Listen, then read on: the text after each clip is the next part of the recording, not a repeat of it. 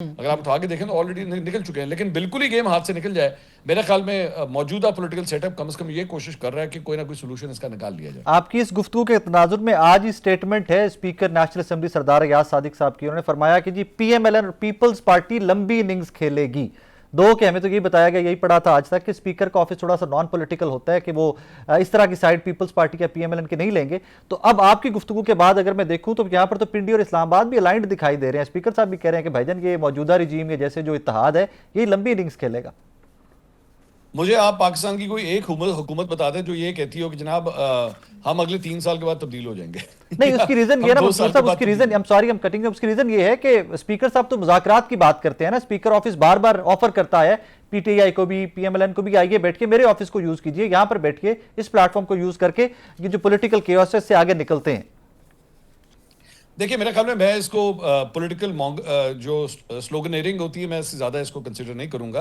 दोनों साइड्स अपनी अपनी जो है वो चेस्ट थंपिंग करती हैं, असी आ जाएंगे, असी यह कर लांगे, वो कर लांगे। अगर आप पाकिस्तान तहरीक इंसाफ को भी उठा के देखें, मतलब वो क्या सुहेल अफरीदी साहब या अलीमा खान साहबा क्या बयान देते हैं कि जनाब सुनामी आएगा, जम्मे गफीर आएगा, इनके अपने बच्चे जो हैं उनसे नहीं मिलेंगे और ये सब कुछ बहा के चले जाएंगे, ये मुल्क छोड़ने में मजबूर हो जाएंगे। ये मेरे ख्याल में सारे के सारे सियासी बयानबाजी है। इसको सिर्फ आप उसी कॉन्टेक्स्ट के अंदर लें, इससे ज्यादा रिटोरिक है ये, इसके अलावा और कुछ नहीं है।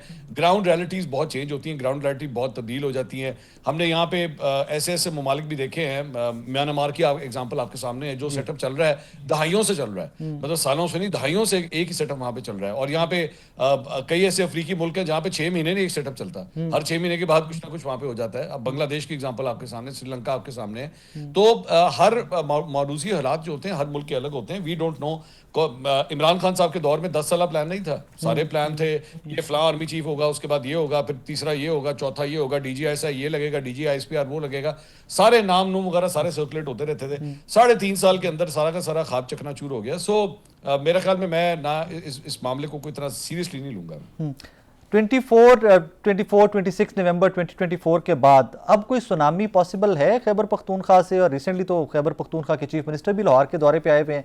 कोई इस तरह की अचीवमेंट उनकी आपको नजर आई कि कहीं पे वो स्ट्रीट मूवमेंट, कहीं पे लोग एक्टिव होते हुए तहरीक इंसाफ के लोग फिर से नजर आए?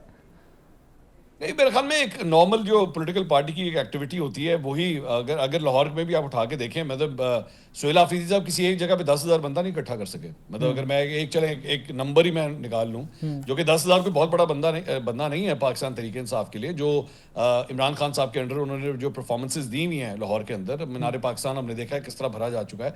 लेकिन सुहेल अफरीदी साहब कुछ ऐसा नहीं कर सके। लिबर्टी चौक की एग्जाम्पल आप कल की उठा के देख लीजिए, मेरे ख्याल में वहां पे 1000 बंदा नहीं होगा जहाँ पे सुहेल अफरीदी साहब गए। तो एज सच बट वो पुलिस भी तो थी ना वहां पर, बैरियर्स भी तो बहुत ज्यादा थे, सख्तियां भी तो काफी सारी थी ना उनके लिए।